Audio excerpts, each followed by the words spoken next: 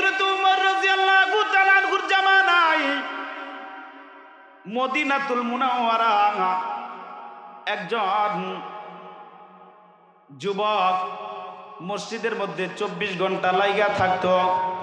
24 ঘন্টা তার দিল মসজিদের সাথে থাকতো, রাতও মসজিদের ভিতরে ঘুমাইতো। দুনিয়াতে তার বাবা ছাড়া আর কেউ নাই। প্রত্যেক দিন এই যুবক রাত্র হয়ে গেলে ইশার নামাজের পরে বাড়িতে বৃদ্ধ বাবা আছে, বৃদ্ধ বাবাকে দেখার জন্য এক নজর মসজিদ থেকে বের হয়ে বাড়িতে চলে যাইতেন। বৃদ্ধ বাবাকে এক নজর দেখে আবার পুনরায় বাড়িতে চলে যাইতেন, মসজিদের মধ্যে চলে যাইতেন। হযরত ওমর রাদিয়াল্লাহু তাআলা আনহুর সামনে থাকতেন, ওমর রাদিয়াল্লাহু তাআলা আনহুর খেদমত করতেন। ওমর রাদিয়াল্লাহু তাআলা আনহু তাকে সবচাইতে বেশি মুহাব্বত করতেন, ভালোবাসতেন। এইভাবে প্রত্যেক দিন যখন এশার নামাজ পড়িয়া এই যুবক বাড়িতে নিজের বৃদ্ধ বাবাকে দেখার জন্য যাইতো, রাস্তার মধ্যে রূপসী সুন্দরী একটা মহিলা, একটা মেয়ে রাস্তার মধ্যে দাঁড়ায় থাকতো আর বলতো, যুবক আমি তোমাকে ভালোবাসি, তোমাকে মুহাব্বত করে ভালোবাসি। কিন্তু এই মহিলা, এই মেয়ের কথায় যুবক কান দিতেন না, কারণ যুবক আল্লাহ তাআলাকে ভয় করে, আল্লাহ তাআলাকে ভয় করে। এরকম ভাবে মহিলার কথা কান দেয় নাই। একদিন দুই দিন এরকম ভাবে দিন যাইতেছে। যুবক প্রত্যেক দিন এশার নামাজের পরে বাসায় যাওয়ার পর রাস্তার মধ্যে দাঁড়ায় সুন্দরী রূপসী মেয়েটা প্রেমের প্রস্তাব দিতেন, যুবকটা তাড়ায়া দিতেন, না না আমি আল্লাহ রাব্বুল আলামিনকে ভয় করি। হঠাৎ করে একদিন এশার নামাজ পড়িয়া যুবক বৃদ্ধ বাবাকে দেখার জন্য যখন যাইতেছে, ওই দিন যুবক শয়তানের ধোঁকার মধ্যে পড়ে গেছে। শয়তানের পোষণের মধ্যে পড়িয়া মেয়েটা যখন রাস্তার পাশে দাঁড়ায় প্রেমের প্রস্তাব দিল, যুবকটা প্রেমের প্রস্তাবে রাজি হয়ে গেছে শয়তানের ধোঁকার মধ্যে পড়িয়া। এবার মেয়েটা ডাক দিয়ে বলো, এ যুবক চলো না আমার বাড়িতে যাই, আমার বাড়িতে চলে যাই। রাত্র যখন গভীর হয়ে যায়, মেয়েটার পিছনে পিছনে যাইতেছে যুবক হেঁটে হেঁটে। মেয়েটা যখন বাড়ির ভিতরে প্রবেশ করে, যুবকটা যখন মেয়ের বাড়ির গেটের ভিতরে যাবে, যুবকের শরীরটা দাঁড়ায়, রুম দাঁড়ায় গেছে, পশম দাঁড়িয়ে গেছে। গেটের ভিতরে যখন প্রবেশ করে, তখন এই যুবকের আল্লাহর ভয় চলে এসেছে। কোরআনের শরীফের, কোরআন মাজিদের একটা আয়াতের কথা স্মরণে এসে গেছে। আল্লাহ তাআলার কালামের একটা আয়াত তার অন্তরে বাজছে। যখন এই আয়াতটা স্মরণ হয়ে গেছে, সঙ্গে সঙ্গে বেহুশ হইয়া অজ্ঞান হইয়া জমিনের মধ্যে পড়ে গেছে। বলেন আল্লাহু আকবার। যুবতী মেয়েটা আশ্চর্য হয়ে গেলেন। এই যুবক সুস্থ সবল ছিল, আমার বাড়িতে আসার পরে বেহুশ হয়ে গেছে। কারণটা কি? এখন যদি আমার বাড়িতে এরকম বেহুশ হয়ে অজ্ঞান হয়ে পড়ে থাকে, সকালবেলা মানুষ আমাকে গালাগালি করবে, খারাপ ধারণা করবে। মেয়েটা তার আশেপাশের বান্ধবীদেরকে নিয়ে এই যুবকের এরকম অজ্ঞান অবস্থায় তাকে টেনে হেঁচড়াইয়া যুবকের বাড়ির ভিতরে বৃদ্ধ বাবার ঘরের সামনের মধ্যে তার এরকম ভাবে রেখে চলে এসেছে। অজ্ঞান অবস্থায় রেখে মহিলাটা চলে এসেছে। রাত্র যখন গভীর হয়ে গেছে, বৃদ্ধ বাবা ঘুম থেকে উঠিয়া ঘরের বাহিরে কোনো না কোনো কাজের জন্য যাবে। ঘরের দরজাখানা খুলিয়া তাকায়া দেখে রে, উনার সন্তান ঘরের দরজার সামনে অজ্ঞান হইয়া পড়ে আছে। হুশ নাই, কোনো জ্ঞান তার ভিতরে নাই। সঙ্গে সঙ্গে চিৎকার করে আশেপাশের লোককে নিয়ে আসলো, ও ভাই তাকায় দেখো না, আমার ঘরের দরজার সামনে আমার সন্তানটা অজ্ঞান হইয়া পড়ে আছে। এলাকার মানুষ দৌড়াদৌড়ি করে এসে যুবকের মাথার মধ্যে পানি ঢালতেছে। ফিরানোর জন্য হাতের মধ্যে তেল দেয়, পায়ের মধ্যে তৈল দেয়, হাত মালিশ করে পা মালিশ করতেছে। পানি ডালতে ডালতে এক পর্যায়ে যুবকের জ্ঞান ফিরে আসে। যুবকের বাবা ডাক দে বলে, সন্তান কি হয়েছে? তুমি আমার ঘরের দরজার সামনে অজ্ঞান হইয়া পড়ে আছো, কারণটা কি? যুবক ডাক দিয়ে বলে, বাবা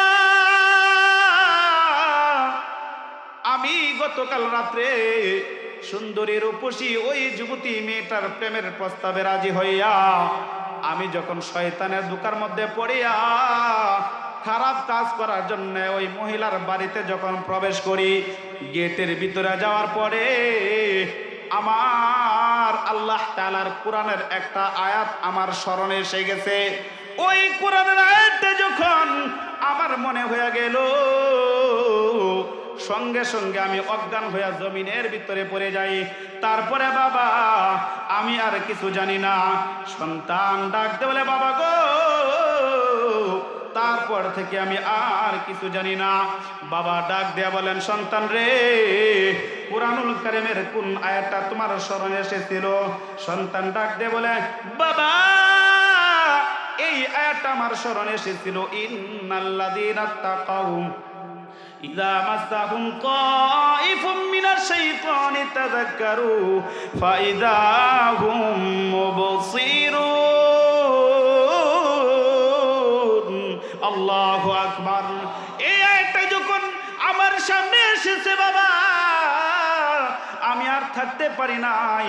আল্লাহ রাব্বুল আলামিন ওই আয়াতের মধ্যে বলেন, দুনিয়ার কোনো আমার বান্দা যদি আমি আল্লাহ তাআলাকে ভয় করে তাকওয়া অবলম্বন করে যদি দুনিয়াতে চলাফেরা করে, আমি আল্লাহর ভয় নিয়ে যদি চলাফেরা করে, হঠাৎ করে যদি শয়তানের ধোঁকার মধ্যে পড়ে, তার মনের ভিতরে কুমন্ত্রণা প্রসায়, ওই ব্যক্তি যদি এরকম ভাবে গুনাহের যদি আকৃষ্ট হয়ে যায়, তখন আমি আল্লাহ পাক রব্বুল আলামিন তার অন্তরের চোখ আমি খুলিয়া দেই।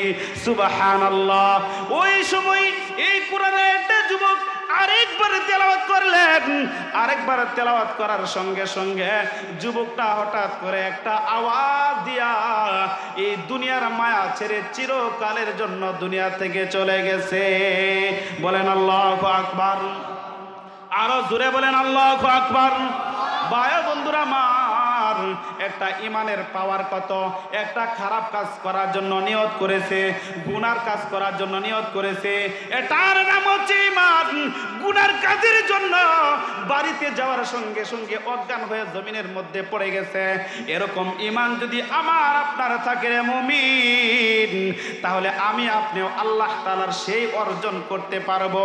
আল্লাহ পাক রব্বুল আলামিন বলেন, ইন্নাল্লাযীনা আমানু ওয়া আমিলুস সালিহাতি কানাত লাহুম জান্নাতুল ফিরদাউসি নুজুলা। দুনিয়ার মধ্যে যদি কোন মুমিন বান্দা যদি শুধুমাত্র দুইটা আমল করে, এক নাম্বার ইন্নাল্লাযীনা আমানু, ঈমান আনার পরে, ওয়া আমিলুস সালিহাত, ঈমান আনার পরে নেক আমল করে, তাহলে আমি আল্লাহ পাক রব্বুল আলামিন তাকে ছোট জান্নাত নয়, আমি আল্লাহ তাআলা তাকে জান্নাতুল ফেরদাউস দান করে দেব।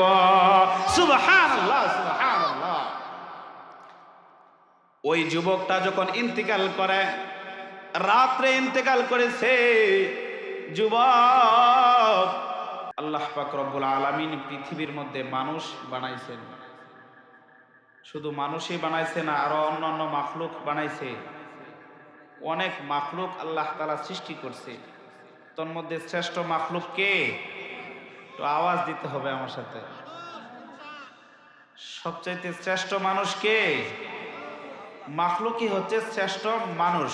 আমাদেরকে আল্লাহ তাআলা শ্রেষ্ঠত্ব দিয়া জমিনের মধ্যে পাঠাইছে, আর বলতেছে, হে মানুষ, হে ইনসান, তোমরা কার ইবাদত করবা? আল্লাহ তাআলার ইবাদত করার জন্য। তোমরা আমার ইবাদত বন্দেগী করবা। যেহেতু আমাদেরকে বানাইছে শুধুমাত্র আল্লাহ তাআলার ইবাদত বন্দেগী করার জন্যে, তো আমরা সবাইকে আল্লাহ তাআলার ইবাদত বন্দেগী সঠিকভাবে করতেছি? আমার আগে যিনি আলোচনা করে গেছেন, খুব সুন্দর তাফসীর করছেন, সুন্দর আলোচনা করছেন, ওই এতটুকু আলোচনার উপর যদি আমরা কেউ আমল করি জান্নাতে যাওয়ার জন্য এতটুকুই যথেষ্ট। তো লম্বা আলোচনার প্রয়োজন হয় না। তারপরেও শোনার যেহেতু আগ্রহ, তো সামান্য সময় কিছু আলোচনা করব, একটু আওয়াজ দিতে হবে, পারবেন তো ইনশাআল্লাহ? তো মানুষ সৃষ্টি করছে, জমিনের মধ্যে পাঠাইছে, তোমরা আমার ইবাদত বন্দিগি করবা। সেই ইবাদত বন্দিগি কিভাবে করব? সেই জন্য আল্লাহ পাক রব্বুল আলামিন যুগে যুগে নবী রাসূল পাঠাইছেন কিনা, এবং কোন কোন নবী রাসূলকে আল্লাহ তাআলা কিতাব দিছেন। কি দিছেন? আসমানি কিতাব কয়টা? 104খানা কিতাব, 104খানা। তবে 4টা কিতাব বড় বড় কিতাব। ওই 4 কিতাবের বড় কিতাবের শ্রেষ্ঠ কিতাবের নাম কি? আল কোরআন। নাম কি? আল কোরআন, যেটা আমার আপনার হাবিব জনাবে মুহাম্মদুর রাসূলুল্লাহ সাল্লাল্লাহু আলাইহি ওয়াসাল্লামের উপর নাজিল করছেন। সুবহানাল্লাহ, সুবহানাল্লাহ। যুগে যুগে নবী রাসূল পাঠাইছে, কিতাব দিছে। আমাদের নবীজিকে যে কিতাব দিছেন, এই কিতাবই হচ্ছে শ্রেষ্ঠ কিতাব। অন্যান্য নবী রাসূলকে আল্লাহ তাআলা এভাবে একসাথে গোটা কিতাব তৈরি করে নবীদের কাছে পৌঁছায় দিছেন। তার সংরক্ষণের দায়িত্ব আল্লাহ তাআলা নেয় নাই। কিতাব দিয়ে দিলাম, তারপরও উম্মতদেরকে বোঝাও, আমল করো। আর আমার আপনার নবীর উপর যে কিতাব নাজিল করলেন আল্লাহ পাক রব্বুল আলামিন, শুধু নাজিল করে আল্লাহ তাআলা ছেড়ে দেয় নাই। আল্লাহ পাক রব্বুল আলামিন বলতেছেন, এই কিতাব আমি নাজিল করলাম, এই কিতাবের সংরক্ষণের দায়িত্ব আমি আল্লাহ তাআলা নিজেই নিয়ে নিলাম। বলেন সুবহানাল্লাহ, সুবহানাল্লাহ। 1400 বছর আগে এই কালাম আল কোরআন যেরকম ছিল এখনো সেরকম আছে কিনা? না পরিবর্তন আছে? কিন্তু তার পূর্বে যত কিতাব আসছে, নবীদের হাতে পৌঁছার পরে উম্মতের হাতে গেছে, কাট সাট করে অনেক কিছু কাটছে, কিছু গড়ছে। কিন্তু আমার আপনার হাবিবের উপর, আমাদের উপর যে কোরআন আল্লাহ তাআলা পাঠাইছে, সেই কোরআন একটা নুক্তা, একটা হরফ, অক্ষর পরিবর্তন হয় নাই, আর হবেও না। এর সংরক্ষণের দায়িত্ব কে নিছে? এই কারণ দেখলেন না, মাদ্রাসার ছোট্ট এক বাচ্চা আজকে পাগড়ি দেওয়া হয়েছে, সে কোরআনের হাফেজ হয়েছে। সবাই বলেন আলহামদুলিল্লাহ। সে কি হয়েছে? কোরআনের হাফেজ হয়েছে। তার সিনার ভিতরে গোটা 30 পারা কোরআন আল্লাহ পাক রব্বুল আলামিন ঢুকিয়ে দিয়েছেন। তার সিনা থেকে পৃথিবীর কোনো মানুষ কোরআন মুছতে পারবে? কখনো সম্ভব নয়। ছাপা কোরআন আমাদের ঘরে আছে, মাদ্রাসায় আছে, ইচ্ছে করলেই মানুষ এটাকে নিভিয়ে দিতে পারবে, শেষ করে দিতে পারবে। কিন্তু 7 বছর, 10 বছর, 12 বছর অন্তরে যেই ছেলেটার অন্তরে আল্লাহ তাআলা কালাম আল কোরআন ঢুকিয়ে দিয়েছে, তার অন্তর থেকে আপনি কিভাবে মোচন করবেন? পারা যাবে? কখনো সম্ভব নয়। এই কারণে আমার আল্লাহ পাক রব্বুল আলামিন কুরআনুল কারীমের মধ্যে বলতেছেন, এটা কোনো সাধারণ কিতাব নয়, সাধারণ কোরআন নয়। এটা এমন একটা কোরআন, এমন একটা কালাম আমি রব্বে কারিম তোমাদের নবীর উপর নাজিল করেছি। রে বান্দা, আল্লাহ পাক রব্বুল আলামিন বলতেছেন, শাহরু রমাদান আল্লাযী উনজিলা ফীহিল কুরআন হুদাল লিন-নাসি ওয়া বাইয়িনাতিম মিনাল হুদা ওয়াল ফুরকান। এমন একটা মাস যে রমজান মাস, অত্যন্ত দামি মাস। ওই দামি মাসের মধ্যে আমি আল্লাহ পাক রব্বুল আলামিন এই কোরআন নাজিল করেছি। ওরে বান্দা, তোমাদের হেদায়েতের জন্য স্পষ্ট সঠিক নির্দেশনাবলী আল্লাহ তাআলা এই কোরআনের মধ্যে দিয়ে দিয়েছেন। সত্য মিথ্যা যাতে যাচাই বাছাই করতে পারো, আমি আল্লাহ পাক রব্বুল আলামিন এই কোরআন রমজান মাসে নাজিল করলাম। বলেন সুবহানাল্লাহ। এই আল্লাহ তাআলার কোরআন, আল কোরআন রমজান মাসে আল্লাহ তাআলা নাজিল করেছে। এই জন্য রমজান মাসের দাম বেশি না কম। 12 মাসের মধ্যে আল্লাহ পাক রব্বুল আলামিন রমজান মাসে কোরআন নাজিল করেছেন। রমজান মাসে কোরআন নাজিল হওয়ার কারণে গোটা রমজান মাসকে আল্লাহ তাআলা দামি বানায়া দিছে। সুবহানাল্লাহ, সুবহানাল্লাহ। কারণ এই রমজান মাসে আল্লাহ তাআলা কোরআন নাজিল করছে। কোরআনের সাথে মাসের সম্পর্ক হওয়ার কারণে এই গোটা মাসটাকে আল্লাহ তাআলা অত্যন্ত দামি বানায় দিয়েছেন। তাহলে বোঝা যায় এই কোরআনের সাথে যার সম্পর্ক যত বেশি তার মর্যাদা তত বেশি, ঠিক কিনা? শুধু তাই নয়, গোটা রমজান মাস আল্লাহ তাআলা অত্যন্ত দামি বানায় দিলেন। কিরকম দামি বানাইছে? ওই মাসের মধ্যে যদি কোনো আল্লাহর বান্দা শুধুমাত্র একটা নফল কোনো ইবাদত বন্দেগী করে, আল্লাহর নবী জনাবে মুহাম্মদুর রাসূলুল্লাহ সাল্লাল্লাহু আলাইহি ওয়াসাল্লাম বলেন, আর কোন ব্যক্তি যদি একটা ফরজ ইবাদত করে, আমার আল্লাহ পাক রব্বুল আলামিন 70 গুণ বাড়ায় তার আমল নামায় নেকি লিখে দিবেন।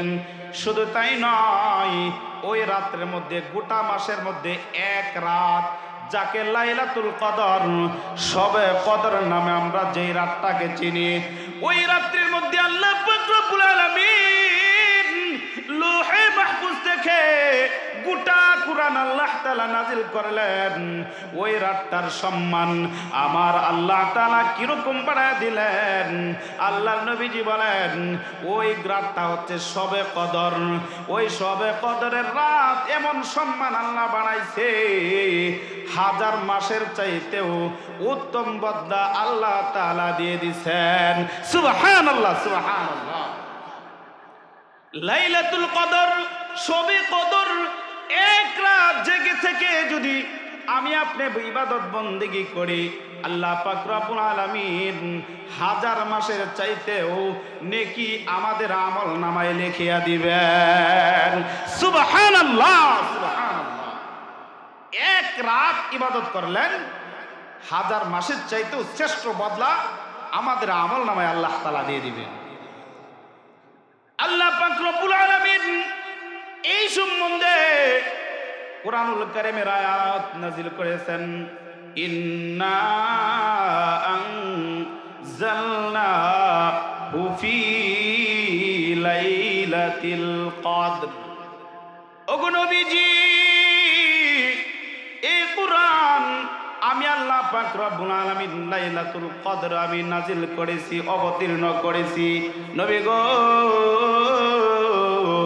আপনি কি জানেন লাইলাতুল কদর কি? লাইলাতুল কদরি খায়রুম মিন আলফি শাহর। যে একটা রাত যদি কোনো বান্দা জেগে থেকে আমি রব্বে কারীমের ইবাদত বন্দেগী করতে পারে, আমি আল্লাহ পাক রব্বুল আলামিন 1000 মাসের চাইতেও উত্তম নেকি তার আমল নামে আমি আল্লাহ লিখে দিব। সুবহানাল্লাহ, সুবহানাল্লাহ। শুধু তাই নয়, এই কোরআনের সাথে সম্পর্ক হাজার হাজার কোটি কোটি ফেরেশতা আমার আল্লাহ তাআলা সৃষ্টি করেছে, বানাইছে। তন্মধ্যে শ্রেষ্ঠ ফেরেশতার নাম কি? হযরতে জিবরাইল আলাইহিস সালাতু ওয়াস সালাম।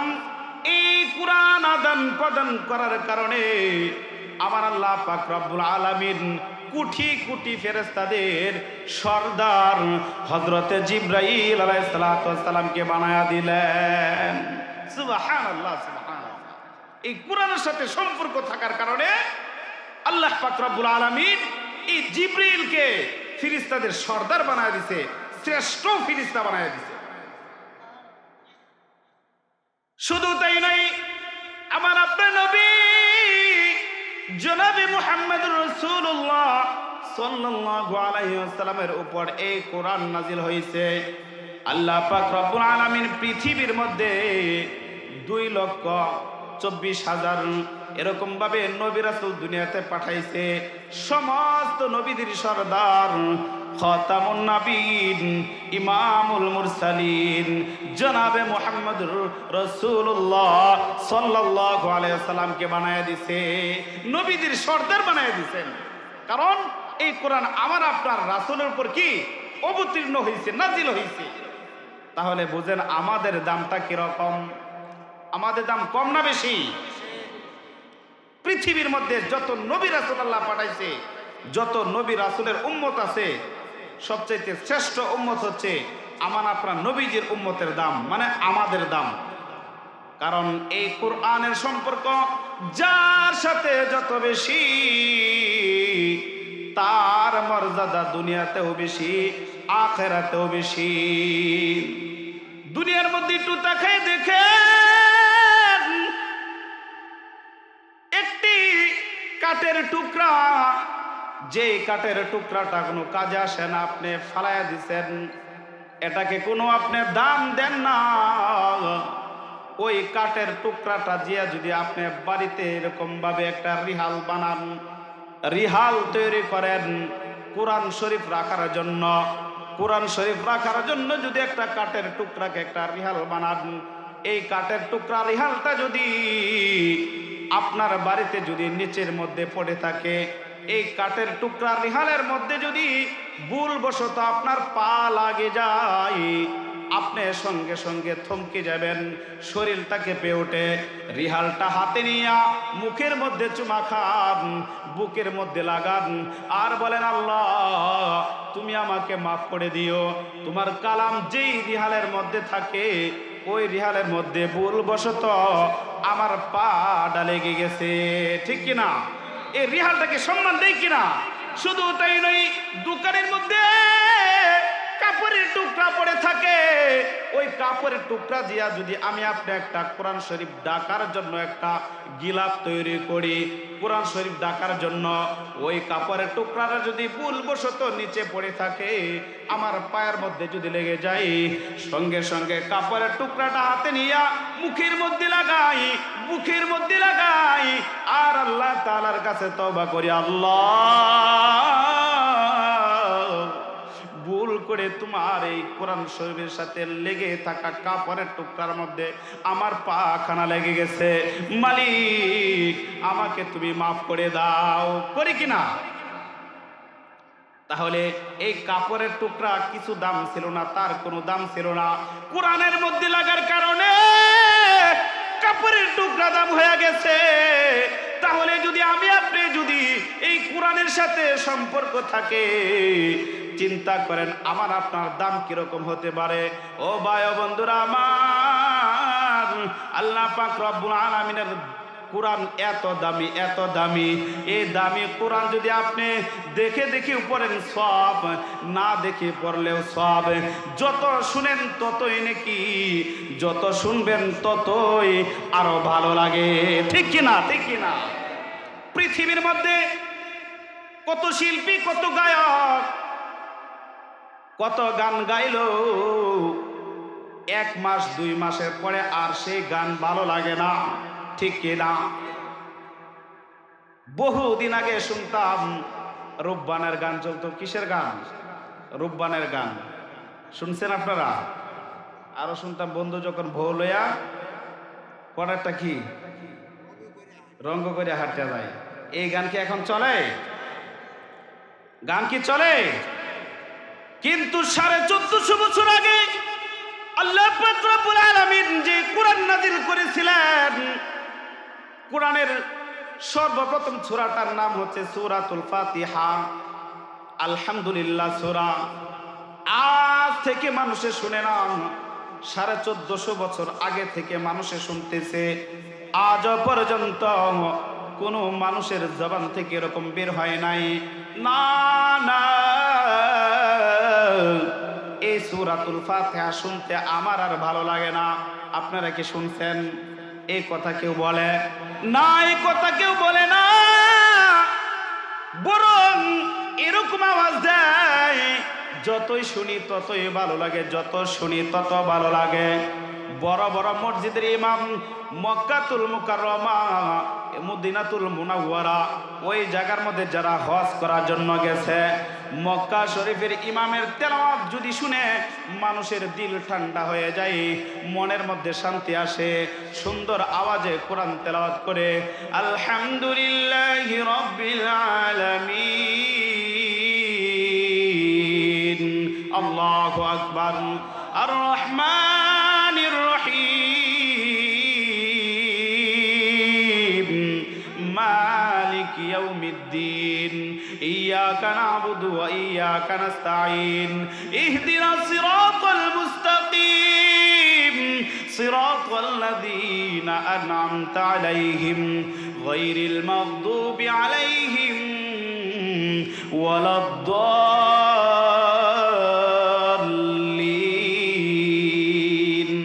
আল্লাহু আকবার।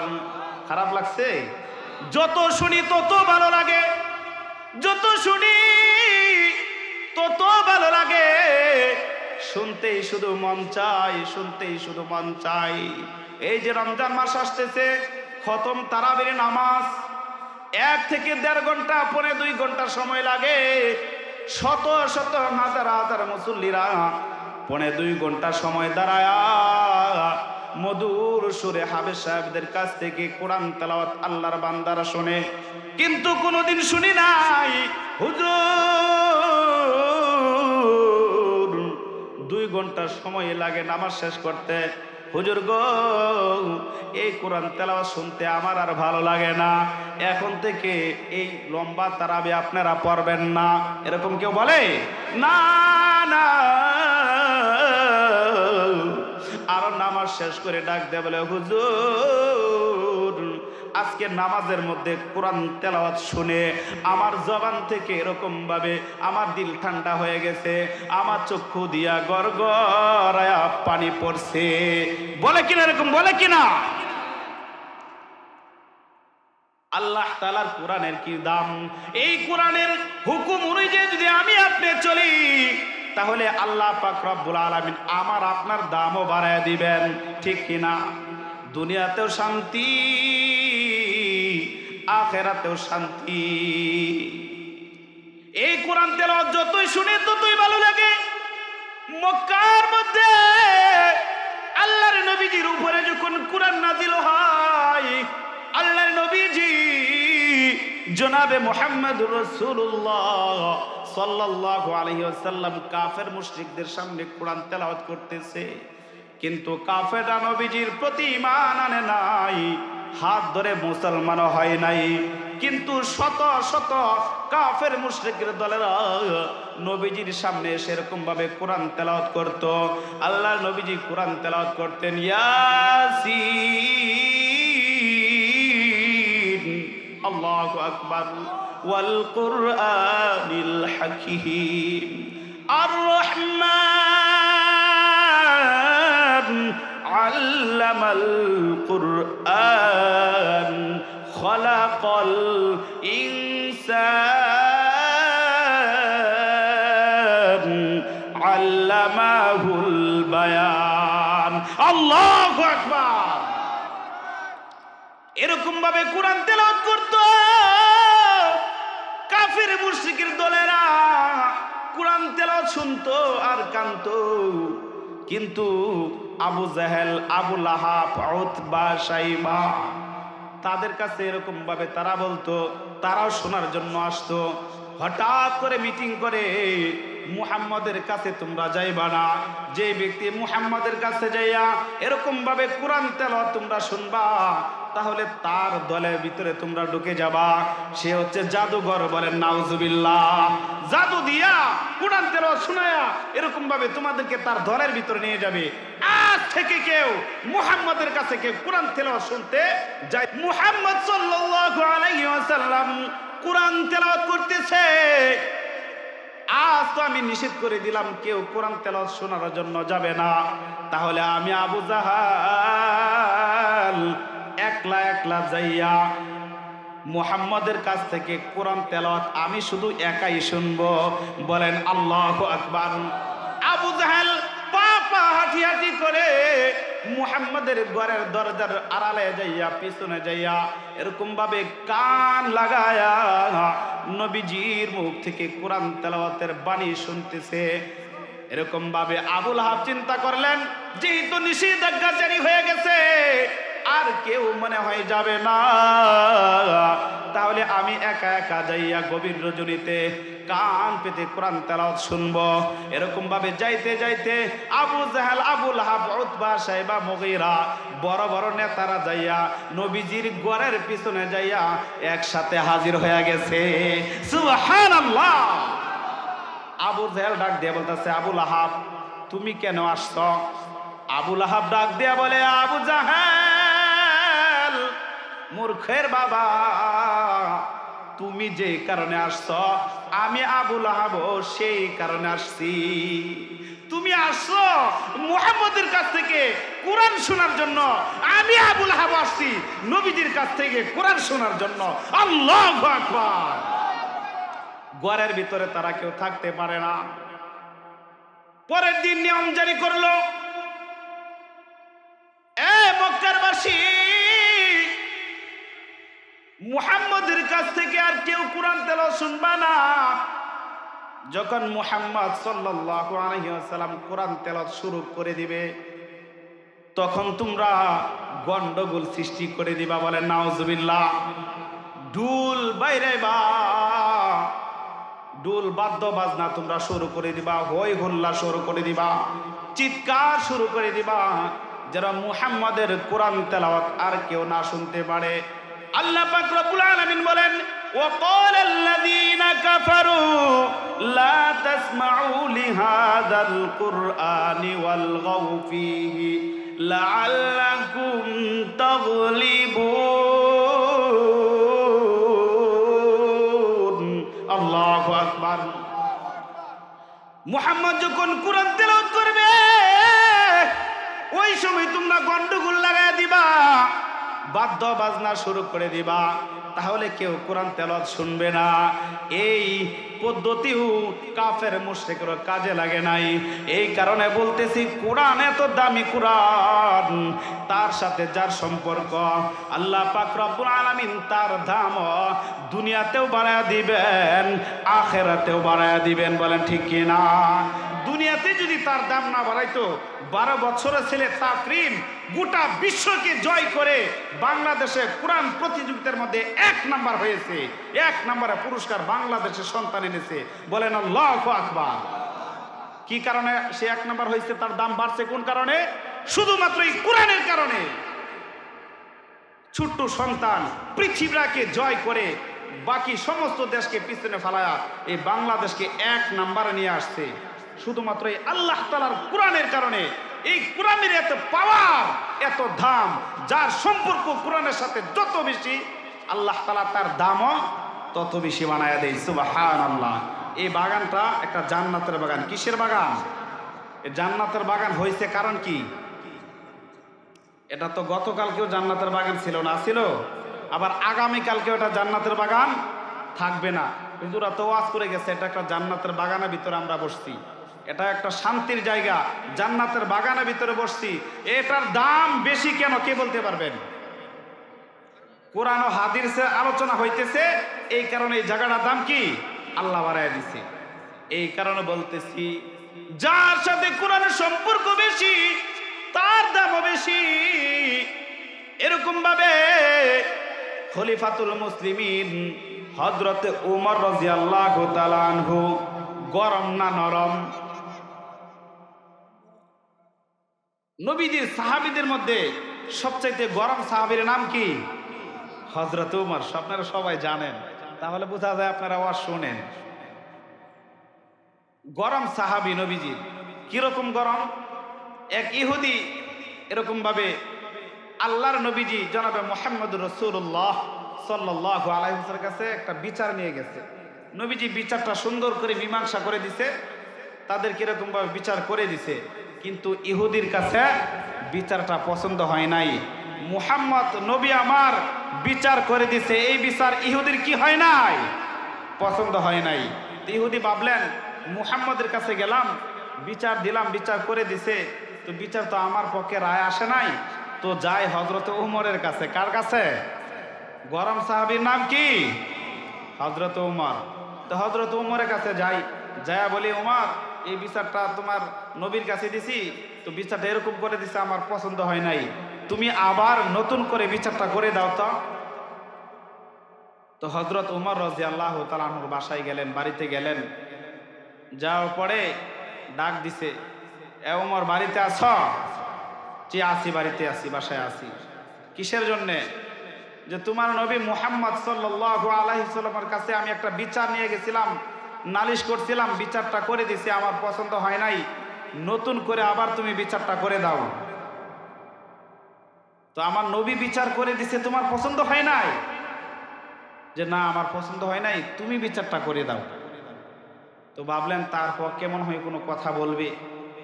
তো হযরত ওমর বললেন, তুমি এই জায়গায় দাঁড়াও, আমি ভিতর থেকে একটু আসি, ঘরের ভিতর থেকে আসি। হযরত ওমর রাদিয়াল্লাহু তাআলা আনহু ঘরের ভিতরে গেলেন, নিজের তরবারিখানা হাতে নিলেন, হাতে নেওয়ার পরে বাহিরে আসলেন। বাহিরে এসে ওই ইহুদির দেহ থেকে এক কূপে মাথাটা আলাদা করে দিলেন। বলেন আল্লাহু আকবার।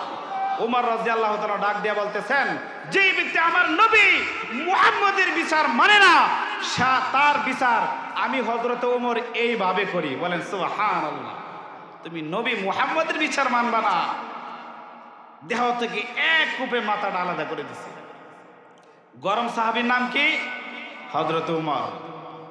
এই হযরত উমর রাদিয়াল্লাহু তাআলা আনহুর জামানায় মদিনাতুল মুনাওয়ারা একজন যুবক মসজিদের মধ্যে 24 ঘন্টা লাইগা থাকতো। 24 ঘন্টা তার দিল মসজিদের সাথে থাকতো, রাতও মসজিদের ভিতরে ঘুমাইতো। দুনিয়াতে তার বাবা ছাড়া আর কেউ নাই। প্রত্যেক দিন এই যুবক রাত্র হয়ে গেলে ইশার নামাজের পরে বাড়িতে বৃদ্ধ বাবা আছে, বৃদ্ধ বাবাকে দেখার জন্য এক নজর মসজিদ থেকে বের হয়ে বাড়িতে চলে যাইতেন। বৃদ্ধ বাবাকে এক নজর দেখে আবার পুনরায় বাড়িতে চলে যাইতেন, মসজিদের মধ্যে চলে যাইতেন। হযরত ওমর রাদিয়াল্লাহু তাআলা আনহুর সামনে থাকতেন, ওমর রাদিয়াল্লাহু তাআলা আনহুর খেদমত করতেন। ওমর রাদিয়াল্লাহু তাআলা আনহু তাকে সবচাইতে বেশি মুহাব্বত করতেন, ভালোবাসতেন। এইভাবে প্রত্যেক দিন যখন এশারে নামাজ পড়িয়া এই যুবক বাড়িতে নিজের বৃদ্ধ বাবাকে দেখার জন্য যাইতো, রাস্তার মধ্যে রূপসী সুন্দরী একটা মহিলা, একটা মেয়ে রাস্তার মধ্যে দাঁড়ায় থাকতো আর বলতো, যুবক আমি তোমাকে ভালোবাসি, তোমাকে মুহাব্বত করে ভালোবাসি। কিন্তু এই মহিলা, এই মেয়ের কথায় যুবক কান দিতেন না, কারণ যুবক আল্লাহ তাআলাকে ভয় করে, আল্লাহ তাআলাকে ভয় করে। এরকম ভাবে মহিলার কথা কান দেয় নাই। একদিন দুই দিন এরকম ভাবে দিন যাইতেছে। যুবক প্রত্যেক দিন এশার নামাজের পরে বাসায় যাওয়ার পর রাস্তার মধ্যে দাঁড়ায় সুন্দরী রূপসী মেয়েটা প্রেমের প্রস্তাব দিতেন, যুবকটা তাড়ায়া দিতেন, না না আমি আল্লাহ রাব্বুল আলামিনকে ভয় করি। হঠাৎ করে একদিন এশার নামাজ পড়িয়া যুবক বৃদ্ধ বাবাকে দেখার জন্য যখন যাইতেছে, ওই দিন যুবক শয়তানের দুখার মধ্যে পড়ে গেছে। শয়তানের পোষণের মধ্যে পড়িয়া মেয়েটা যখন রাস্তার পাশে দাঁড়ায় প্রেমের প্রস্তাব দিল, যুবকটা প্রেমের প্রস্তাবে রাজি হয়ে গেছে শয়তানের দুখার মধ্যে পড়িয়া। এবার মেয়েটা ডাক দিয়ে বলো, এ যুবক চলো না আমার বাড়িতে যাই, আমার বাড়িতে চলে যাই। রাত্র যখন গভীর হয়ে যায়, মেয়েটার পিছনে পিছনে যাইতেছে যুবক হেঁটে হেঁটে। মেয়েটা যখন বাড়ির ভিতরে প্রবেশ করে, যুবকটা যখন মেয়ের বাড়ির গেটের ভিতরে যাবে, যুবকের শরীরটা রুম দাঁড়ায় গেছে, পশম দাঁড়িয়ে গেছে। গেটের ভিতরে যখন প্রবেশ করে, তখন এই যুবকের আল্লাহর ভয় চলে এসেছে। কোরআনের শরীফের, কোরআন মাজিদের একটা আয়াতের কথা স্মরণে এসে গেছে। আল্লাহ তাআলার কালামের একটা আয়াত তার অন্তরে বাজছে। যখন এই আয়াতটা স্মরণ হয়ে গেছে, সঙ্গে সঙ্গে বেহুশ হয়ে অজ্ঞান হয়ে জমিনের মধ্যে পড়ে গেছে। বলেন আল্লাহু আকবার। যুবতী মেয়েটা আর আশ্চর্য হয়ে গেলেন। এই যুবক সুস্থ সবল ছিল, আমার বাড়িতে আসার পরে বেহুশ হয়ে গেছে। কারণটা কি? এখন যদি আমার বাড়িতে এরকম বেহুশ হয়ে অজ্ঞান হয়ে পড়ে থাকে, সকালবেলা মানুষ আমাকে গালাগালি করবে, খারাপ ধারণা করবে।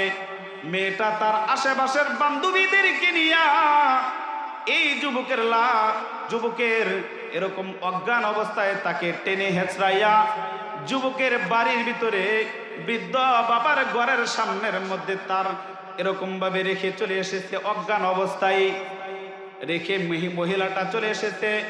রাত্র যখন গভীর হয়ে গেছে, বৃদ্ধ বাবা ঘুম থেকে উঠিয়া ঘরের বাহিরে কোনো না কোনো কাজের জন্য যাবে। ঘরের দরজাখানা খুলিয়া তাকায়া দেখে রে, উনার সন্তান ঘরের দরজার সামনে অজ্ঞান হইয়া পড়ে আছে। হুঁশ নাই, কোনো জ্ঞান তার ভিতরে নাই। সঙ্গে সঙ্গে চিৎকার করে আশেপাশের লোককে নিয়ে আসলো। ও ভাই, তাকায় দেখো না, আমার ঘরের দরজার সামনে আমার সন্তানটা অজ্ঞান হইয়া পড়ে আছে।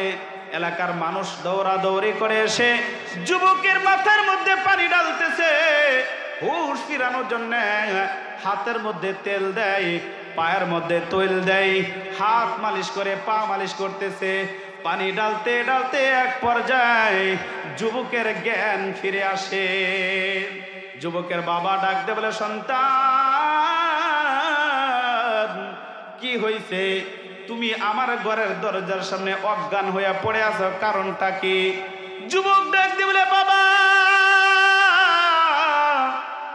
আমি গতকাল রাত্রে সুন্দরী রূপসী ওই যুবতী মেয়েটার প্রেমের প্রস্তাবে রাজি হইয়া আমি যখন শয়তানের ধোঁকার মধ্যে পড়িয়া খারাপ কাজ করার জন্য ওই মহিলার বাড়িতে যখন প্রবেশ করি, গেটের ভিতরে যাওয়ার পরে আমার আল্লাহ তাআলার কোরআনের একটা আয়াত আমার স্মরণে এসে গেছে।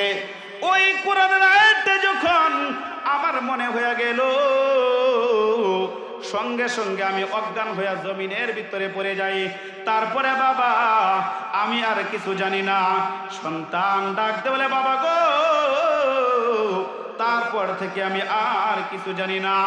বাবা ডাক দেয়া বলেন, সন্তান রে, কুরআনুল কারীমের কোন আয়াতটা তোমার স্মরণে এসেছিল? সন্তান ডাক দিয়ে বলে, বাবা, এই আয়াতটা আমার স্মরণে এসেছিল, ইন্নাল্লাযীনা তাকাউ ইযা মাসাহুম তাইফুম মিনাশ শাইতানি তাযাক্কারু ফাইযা হুম মুবসিরুন। আল্লাহু আকবার। এই আয়াতটা যখন আমার সামনে এসেছে বাবা, আমি আর থাকতে পারি নাই। আল্লাহ রাব্বুল আলামিন ওই আয়াতের মধ্যে বলেন, দুনিয়ার কোনো আমার বান্দা যদি আমি আল্লাহ তাআলাকে ভয় করে, তাকওয়া অবলম্বন করে যদি দুনিয়াতে চলাফেরা করে, আমি আল্লাহর ভয় নিয়ে যদি চলাফেরা করে, হঠাৎ করে যদি শয়তানের ধোঁকার মধ্যে পড়ে, তার মনের ভিতরে কুমন্ত্রণা প্রসায়, ওই ব্যক্তি যদি এরকম ভাবে গুনাহের যদি আকৃষ্ট হয়ে যায়, তখন আমি আল্লাহ পাক রব্বুল আলামিন তার অন্তরের চোখ আমি খুলিয়া দেই। সুবহানাল্লাহ। ওই সময় এই কোরআনের একটা যুবক আরেকবার তেলাওয়াত করলেন। আরেকবার তেলাওয়াত করার সঙ্গে সঙ্গে যুবকটা হঠাৎ করে একটা আওয়াজ দিয়া এই দুনিয়ার মায়া ছেড়ে চিরকালের জন্য দুনিয়া থেকে চলে গেছে। বলেন আল্লাহু আকবার। আরো জোরে বলেন আল্লাহু আকবার। ভাই বন্ধুরা আমার, একটা ইমানের পাওয়ার কত! একটা খারাপ কাজ করার জন্য নিয়ত করেছে, গুনার কাজ করার জন্য নিয়ত করেছে, এটার নাম হচ্ছে ইমান। গুনার কাজের জন্য বাড়িতে যাওয়ার সঙ্গে সঙ্গে অজ্ঞান হয়ে জমিনের মধ্যে পড়ে গেছে। এরকম ইমান যদি আমার আপনার থাকে রে মুমিন, তাহলে আমি আপনিও আল্লাহ তাআলার সেই অর্জন করতে পারবো। আল্লাহ পাক রব্বুল আলামিন বলেন, ইন্নাল্লাযীনা আমানু ওয়া আমিলুস সালিহাতি কানাত লাহুম জান্নাতুল ফিরদাউসি নুজুলা। দুনিয়ার মধ্যে যদি কোনো মুমিন মুমিন বান্দা যদি শুধুমাত্র দুইটা আমল করে, এক নাম্বার ইন্নাল্লাযিনা আমানু, ঈমান আনার পরে ওয়া আমিলুস সালিহাত, ঈমান আনার পরে নেক আমল করে, তাহলে আমি আল্লাহ পাক রব্বুল আলামিন তাকে ছোট জান্নাত নয়, আমি আল্লাহ তাআলা তাকে জান্নাতুল ফেরদাউস দান করে দেব। সুবহানাল্লাহ, সুবহানাল্লাহ। ওই যুবকটা যখন ইন্তেকাল করে, রাত্রে ইন্তেকাল করেছে, যুবক তার বাবা এলাকার মানুষদেরকে নিয়ে, আশেপাশের মানুষদেরকে নিয়ে গোসল করাইলেন, কাফন দাফন পরায়া ওই যুবককে জানাজা পড়ায় কবরস্থ করে দিছে।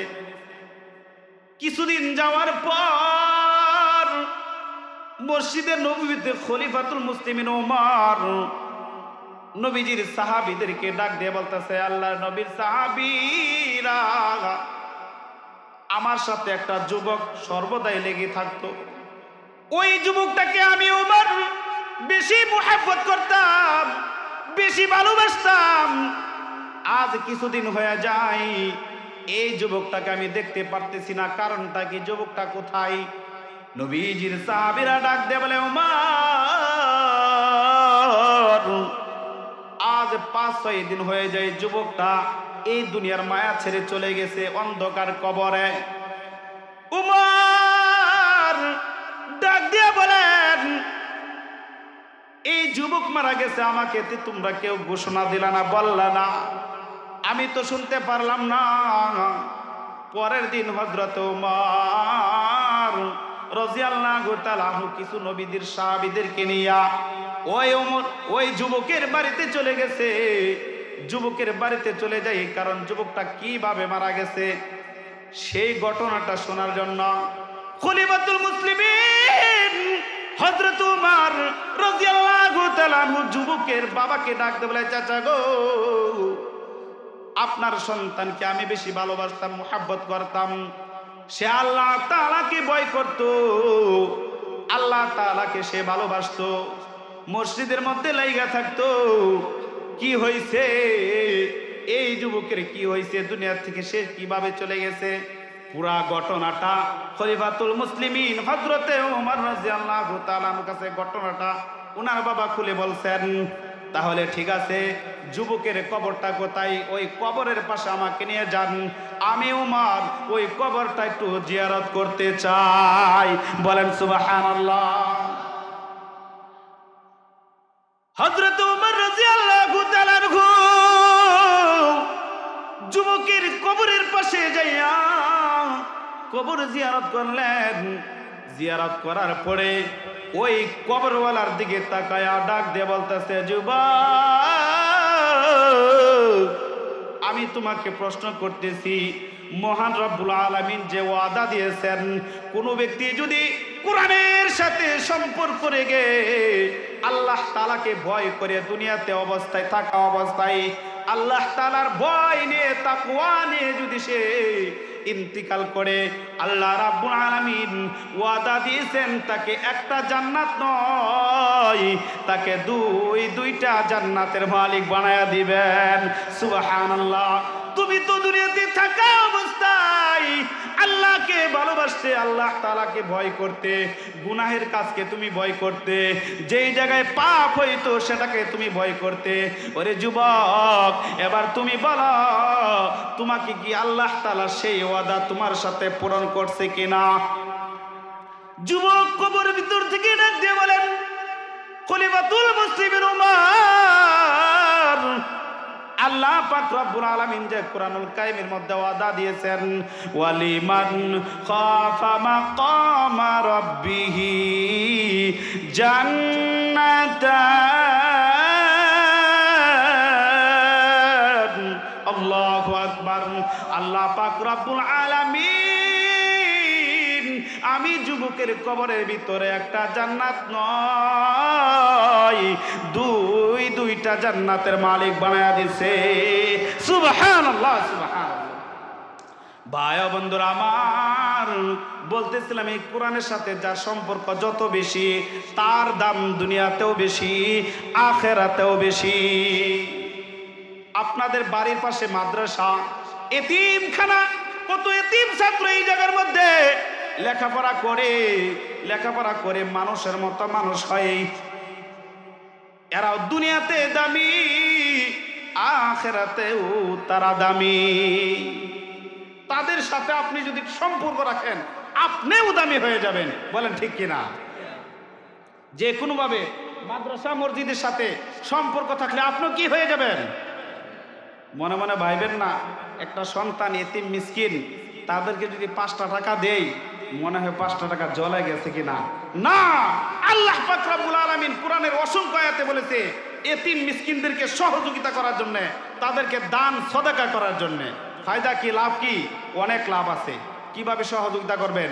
আপনার সন্তানকে মাদ্রাসায় দিবেন, মনে মনে ভাবলেন মাদ্রাসায় যদি আমার সন্তানকে দেই তাহলে তো মনে হয় বেকার, জ্বলে গেছি।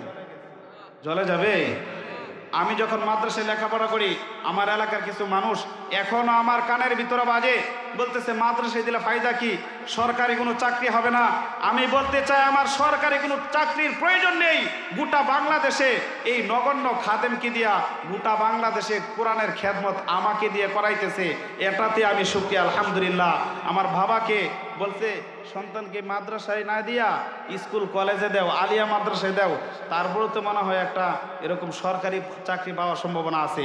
সরকারি চাকরিওয়ালা যত বেতন পায় আলহামদুলিল্লাহ তার চাইতে ডাবলে ডাবল আল্লাহ তাআলা আমাকে কোরআনের খেদমত করার কারণে মিলাইয়া দেয়। বলেন আল্লাহু আকবার।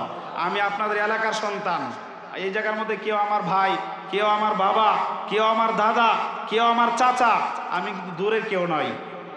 আমাকে আমার আত্মীয় স্বজন বেশিরভাগই দেখা যায় আমার সামনে, আমার আত্মীয় স্বজন, আমার দাদা বসে আছে, আমার আত্মীয় স্বজন আমার সামনে আছে।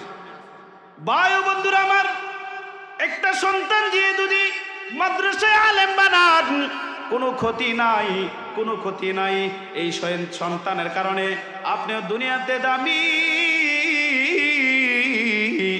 আখিরাতেও আল্লাহ পাক রব্বুল আলামিন আপনাকে দামি বানায়া দিবেন। কি রকম দামি বানাইবেন? কি রকম দামি বানাইবেন? হযরতে মূসা আলাইহিস সালাতু ওয়াস সালাম, মূসা নবীর নাম আপনারা কেউ শুনছেননি? শুনছেন? সাহাবেদের মধ্যে যেরকম গরম সাহাবীর নাম কি? হযরতে ওমর। নবীদের মধ্যে গরম নবীর নাম কি?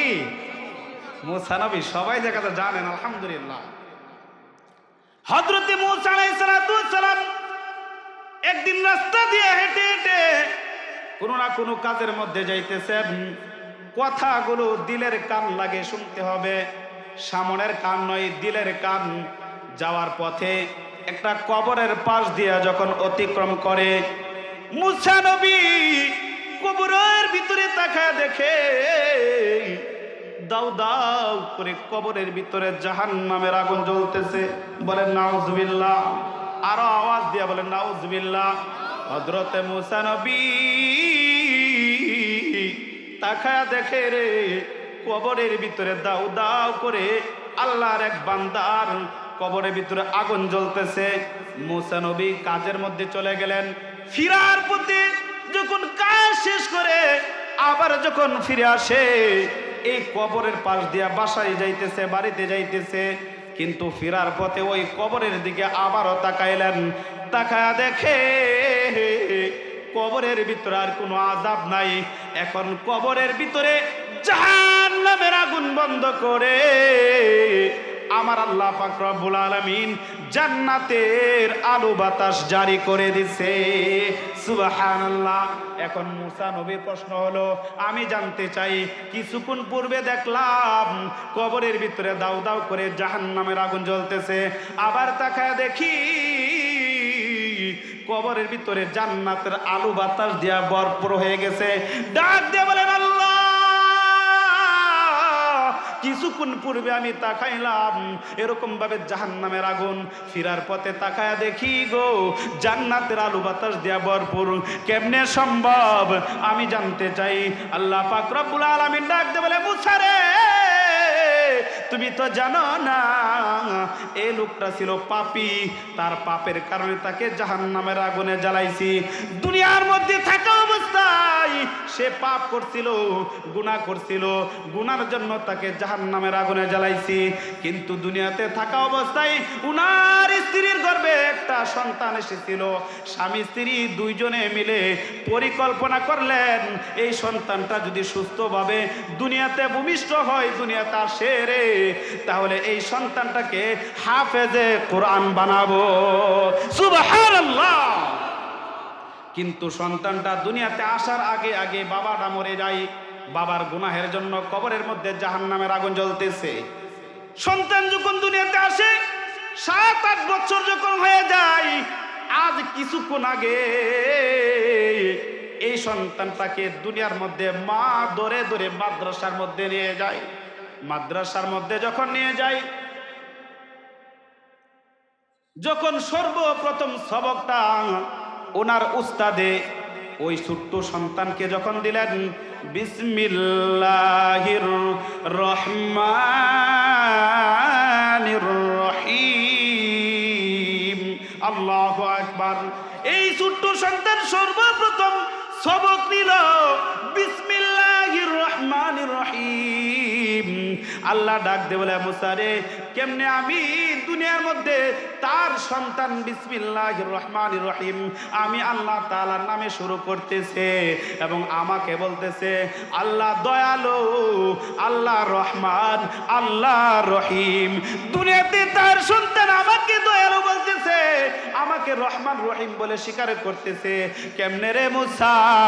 এই বাবার কবরের ভিতর আমি জাহান্নামের আগুন দেই, আমি জাহান্নামের আগুন মোচন করিয়া বাবার কবরের ভিতরে জান্নাতের আলো বাতাস জারি করে দিছি। সুবহানাল্লাহ। তাহলে সন্তান মাদ্রাসায় দিলে লাভ না লস? তো আওয়াজ দিয়া বলেন, লাভ না লস? ইমানের পাওয়ার লাগবে, ইমানের পাওয়ার, ইমানের পাওয়ার লাগবে।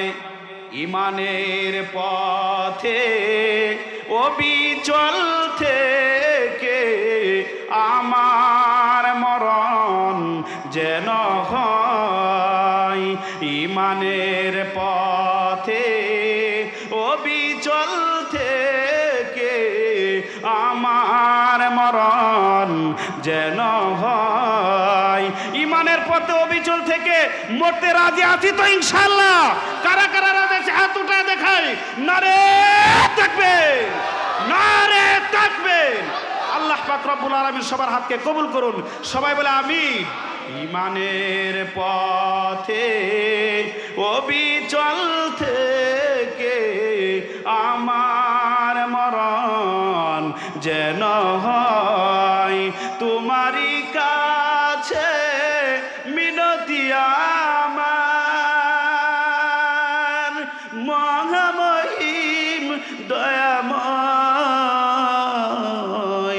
ইমানের পথে অবিচল থেকে আমার মরণ যেন হয়। বলতেছিলাম মাদ্রাসায় সন্তান দিয়ে সহযোগিতা করবেন। ভাই বন্ধুরা আমার, মাদ্রাসায় সন্তান দিয়ে সহযোগিতা করবেন। পারলে 100 টাকা 500 টাকা দিয়ে সহযোগিতা করবেন। এই সন্তান যখন আলেম হবে, হাফেজে কোরআন হবে, এই সন্তান যখন হাফেজে কোরআন হয়ে ইলমে দ্বীন শিক্ষা করে শিখাবে, যখন দুনিয়া থেকে চলে যাবে, ওই পিতা মাতাকে আল্লাহ পাক রব্বুল আলামিন, আল্লাহর নবীজি বলে হাসরের ময়দানে এরকম ভাবে নূরের টুপি পরাইয়া দিবেন। বলেন সুবহানাল্লাহ। জান্নাতি পোশাক নূরে চমকাইতে থাকবে, চমকাইতে থাকবে, এরকম পোশাক পরাইয়া দিবেন। হাসরের মাঠের মধ্যে কিছু মানুষের চেয়ার থাকবে, সিংহাসনের মধ্যে কাপড় থাকবে জান্নাতের, মাথার মধ্যে নূরের মুকুট থাকবে। মানুষে জিজ্ঞাসা করবে এরা কারা? এত নামি দামি, এরা কি দুনিয়ার কোনো নবী রাসূল না ওলি না পীর? এত সম্মান তাদের। ফেরেশতারা ডাক বলবে না, দুনিয়ার কোনো এরকম নবী না, ওলিও না, তারা হচ্ছে ওই সমস্ত লোক দুনিয়ার মধ্যে থাকা অবস্থায় তারা নিজেরা এরকম সন্তানদেরকে মাদ্রাসায় পড়াইছে, তার মা বাবার কদর আল্লাহ তাআলা এইভাবে দিতেছে। বলে সুবহানাল্লাহ। ভাই বন্ধুরা আমার, রাত গভীর হয়ে গেছে, আর নয়। তবে বলতে চাই, মাদ্রাসার সাথে আমাদের অন্তরঙ্গ সম্পর্ক থাকার দরকার আছে না নাই? কিভাবে?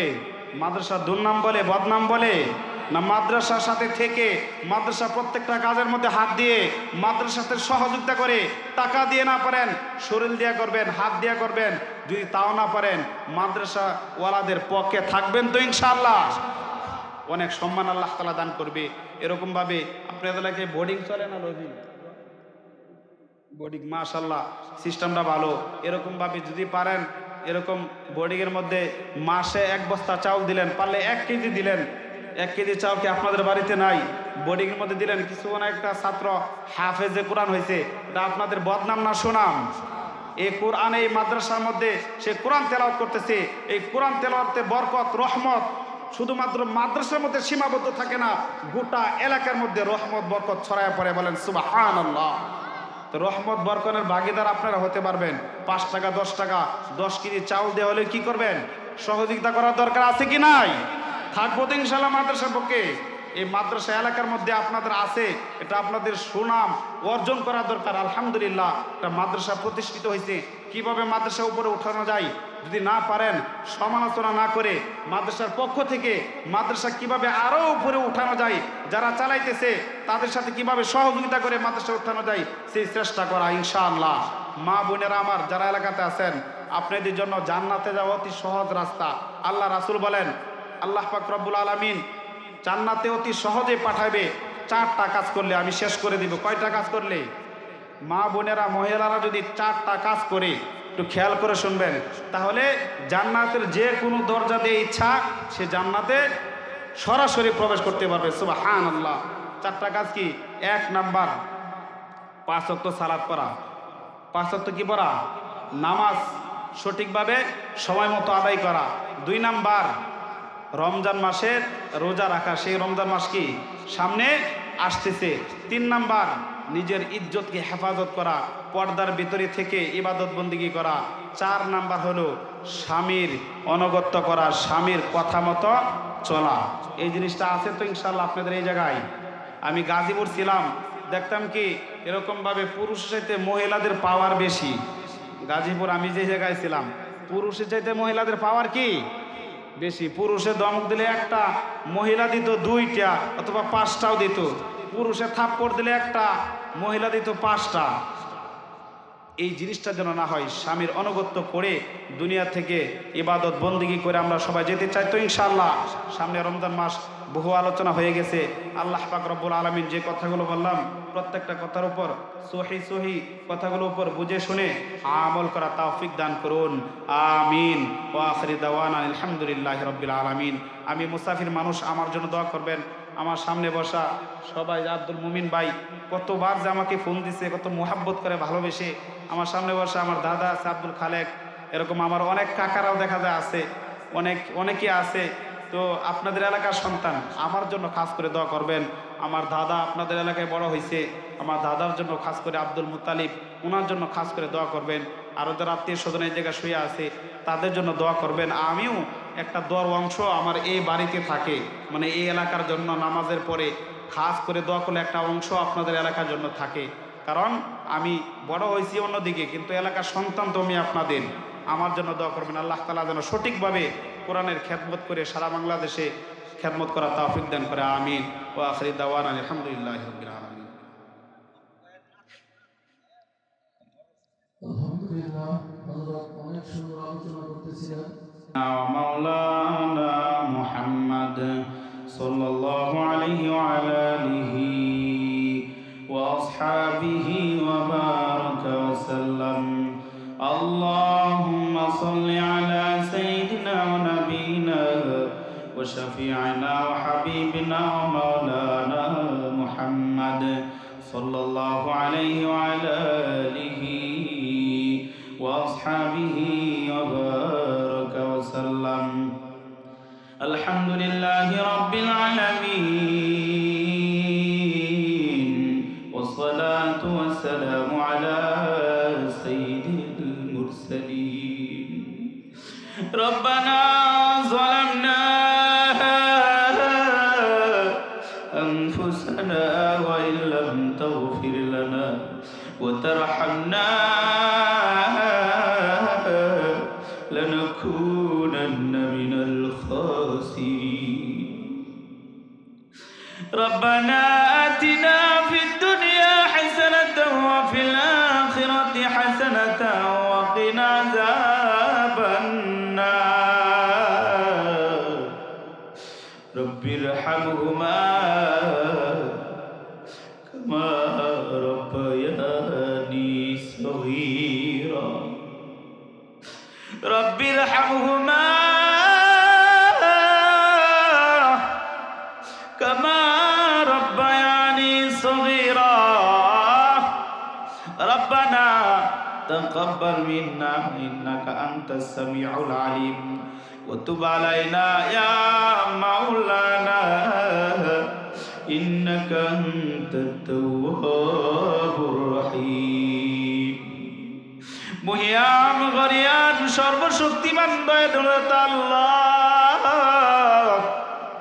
আমি গুনাহগার মুসাফির একজন মানুষ নগণ্য বান্দা আজকে এই জান্নাতের বাগানের মধ্যে বসিয়া তোমার কিছু প্রিয় বান্দাদেরকে নিয়ে গভীর রজনীতে আল্লাহ তোমার শাহিনশাহ দরবারে দুইটা হাত তোমার শাহিনশাহ দরবারে বাড়াইয়া দিলাম ও রব্বুল আলামিন তুমি আমাদের প্রত্যেকের হাত খানাকে কবুল আর মঞ্জুর করে নাও আল্লাহ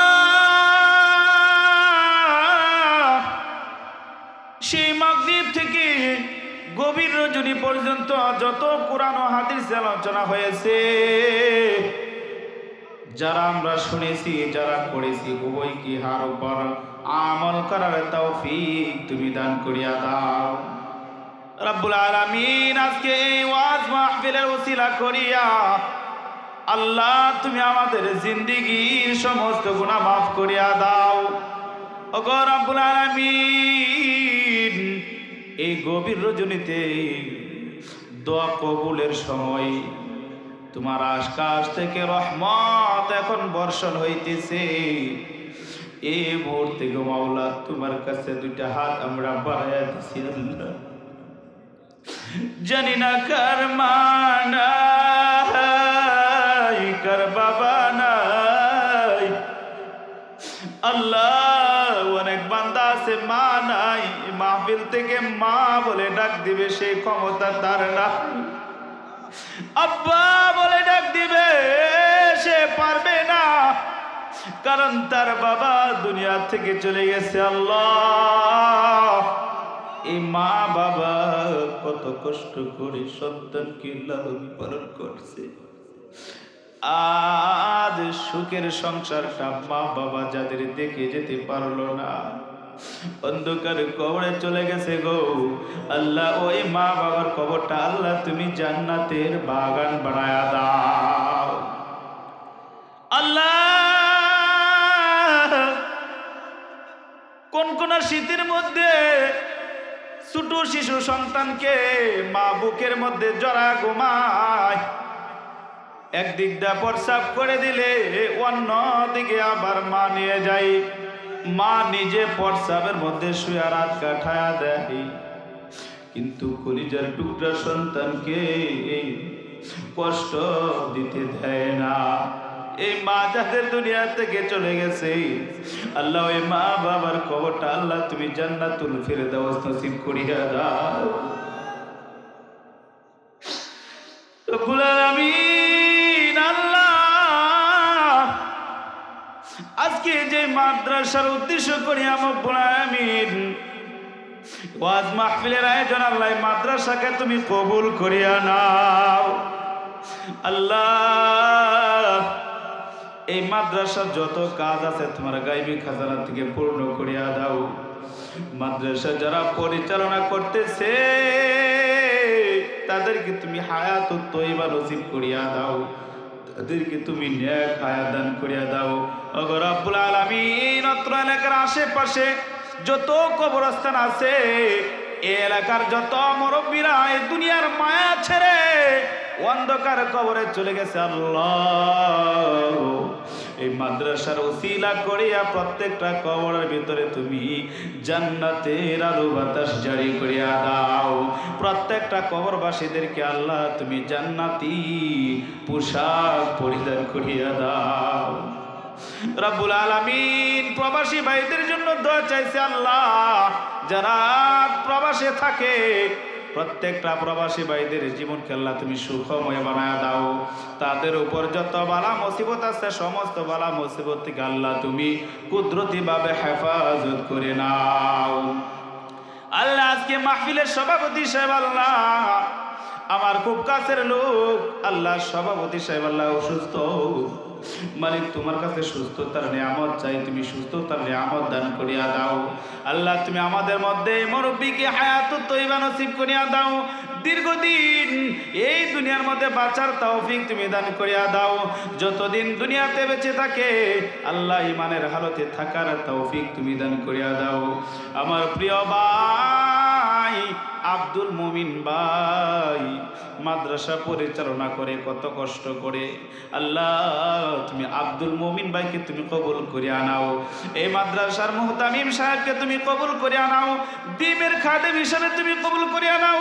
ছাত্রদের যে হামজা তুমি বাড়ায়া দাও রব্বুল আলামিন। মালিক অত্র এলাকার মা বোনেরাও কত কষ্ট করে, উস্তাদদেরকে খাওয়ায়, ছাত্রদেরকে খাওয়ায়, সহযোগিতা করে।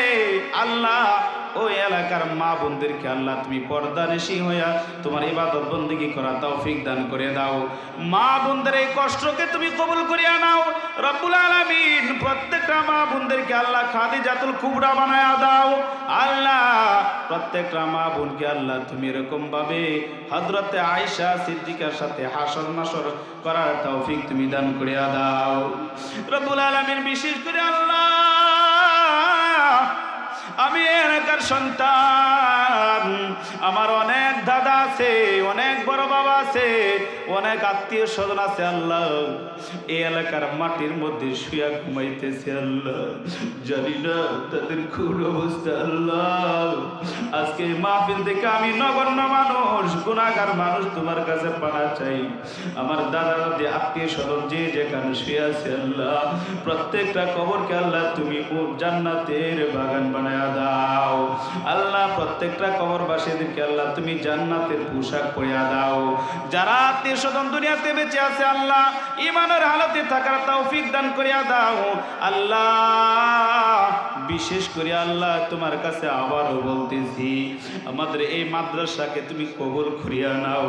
এই মাদ্রাসা রব্বুল আলামিন যেন হাটহাজারী মাদ্রাসা, দেওবন্দ মাদ্রাসা বিশাল বড় মার্কাজ হয়ে যায়, সেই ব্যবস্থা মালিক তুমি করিয়া দাও। আল্লাহ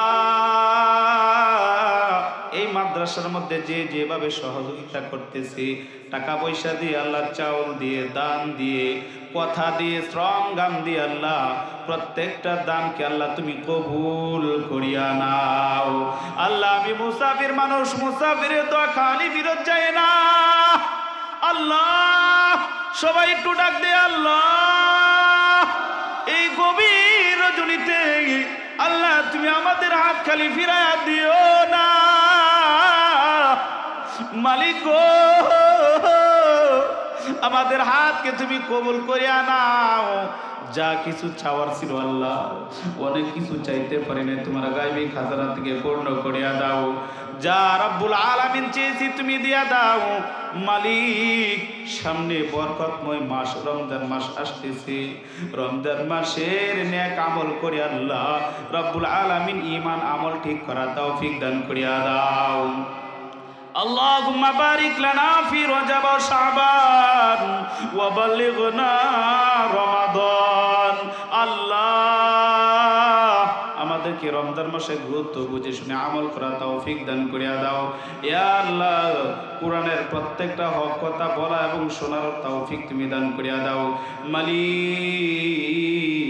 আবারও বলতেছি তুমি আমাদের দোয়াখানা কবুল করিয়া নাও। রব্বানা ফাগফির লানা যুনুবানা ওয়া কাফির আন্না সাইয়্যাতিনা ওয়া তাওফানা মা'আল আবরার। রব্বানা হাব লানা মিন আজওয়াজিনা ওয়া যুররিয়াতিনা কুররাতা আ'য়ুনি ওয়াজ'আলনা লিল মুত্তাকিনা ইমামা। ওয়া সাল্লাল্লাহু তাআলা আলা খায়রি খালকিহি মুহাম্মাদ ওয়া আলা আলিহি ওয়া আসহাবিহি আজমাইন। মালিক এই দুনিয়ার মায়া ছেড়ে যেদিন চলে যাব মালাকুল মউত ফিরিস্তা যেদিন আমাদের কাছে পাঠায়া দিবা, যেদিন আমাদের শেষ নিঃশ্বাসটা বের হয়ে যাবে আল্লাহ, সেদিন তুমি আমাদের প্রত্যেকের মুখে জারি করিয়ে দিও কালিমায়ে তয়্যিবা লা ইলাহা